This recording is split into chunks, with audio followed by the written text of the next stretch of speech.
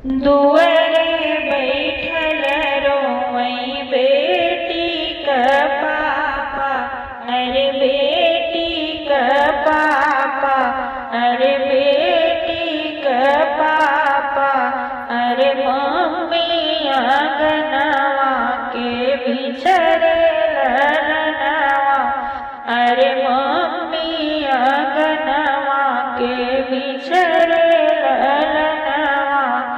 डोलिया पकड़ी रोवई दुलरू भैयावा, अरे दुलरू भैयावा, अरे आज बहिनी भैलू पराई रे ललनवा, अरे आज बहिनी भैलू पराई रे ललनवा।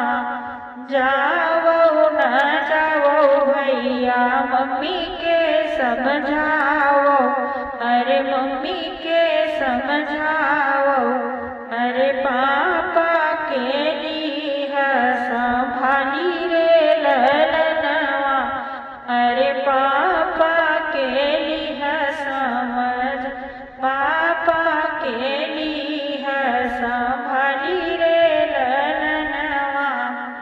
फिरी लौटी आइब भैया सावन महीनावा, अरे सावन महीनावा, अरे बहिनी का की है इंतजार रे ललनवा, अरे बहिनी का की है इंतजार रे ललनवा।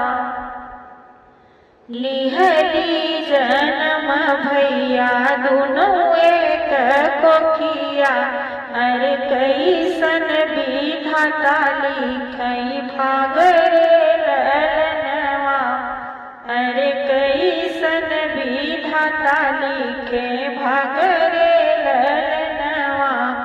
लिहली जन्म भैया दोनों एक कोखिया, अरे कैसन विधाता लिखे भाग रे ललनवा।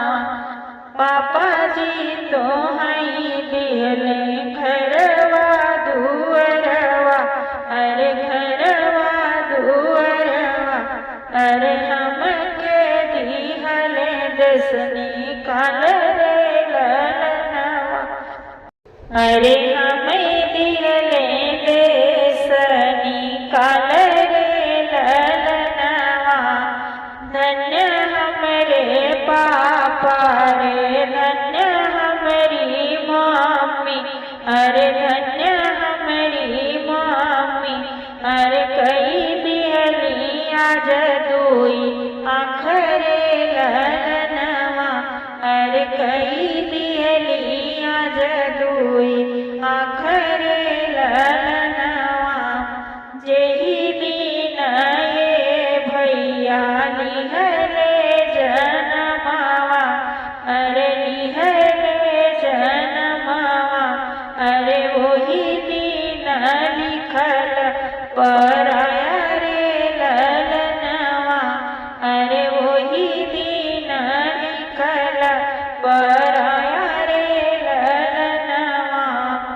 जात बाटू बहिनी हो तू दूर देसवा, अरे तू दूर देसवा, अरे कई घर दिहलू तू सुन रे ललनवा, अरे कई दिहलू सुन तू घरवा दुअरवा। हमरे ही जाते पापा लई है पतोहिया, अरे लई है पतोहिया, अरे भरी जई है घरवा दुआर रे ललनवा, अरे भरी जई है घरवा तोहार मोरे ललना, अरे भरी जई